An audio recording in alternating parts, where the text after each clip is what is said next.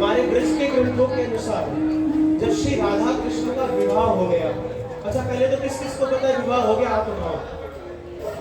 आधों को पता, आधों को नहीं। जिसको ना पता हो भैया उसके लिए जाने पाए। श्री राधा कृष्ण का विवाह संपन्न हुआ है कहाँ?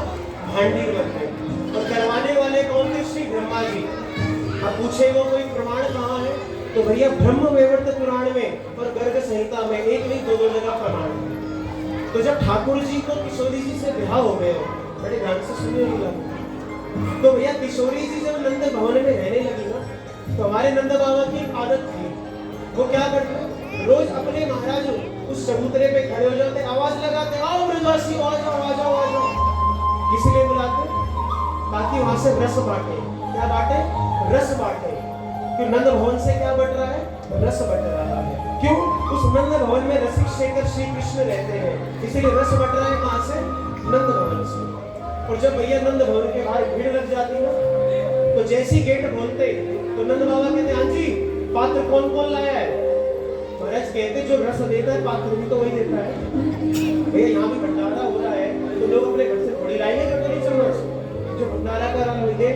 तो नंद बाबा कहते नहीं जी हमारे ऐसे नहीं मिलता। कैसे मिलता है? अपने घर से पात्र लाओ। अच्छा जी, तो 2 4 10 लोग पात्र भी ले आए। अब उस पात्र को नंद बाबा देख के कहते नहीं ये फूटा हुआ, ये खराब है, ये अच्छा नहीं है, इसको ढंग से मांजा नहीं हुआ। मेरा 100 लोग आते हैं ना, तो 100 लोग में से मुश्किल 2 से 3 लोग ही उस रस को लेकर के जाते हैं। ये लीला कौन देखती? रोज किशोरी जी झरोके से कहती ना, हमारे ससुर जी हैं तो बड़े अच्छे लेकिन थोड़े कंजूस हैं, देने में लगे इनको हाथ थोड़ा टाइट है। ससुर जी को हाथ थोड़ा सा टाइट है देने में।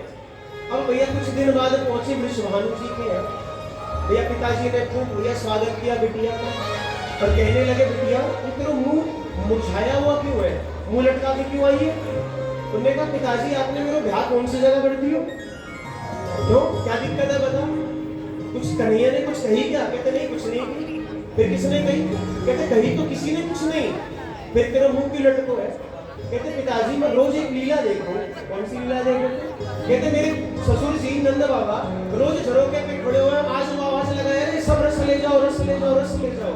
और जैसी रस देने को नंबर आए तब क्या करें? कहे पात्र नहीं लाए, ये पात्र फूटा हुआ है, इस पात्र में हम देंगे नहीं।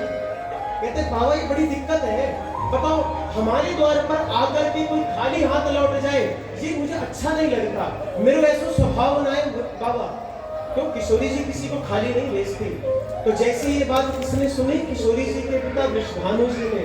तो तुरंत उन्होंने कहा बिटिया तू चिंता मत कर, आज के बाद तेरे बाबा प्रण लेते हैं, रस बटेगा तो नंद के द्वार से, लेकिन पात्र मिलेगा तो कहां से? राधा रानी के दरबार से।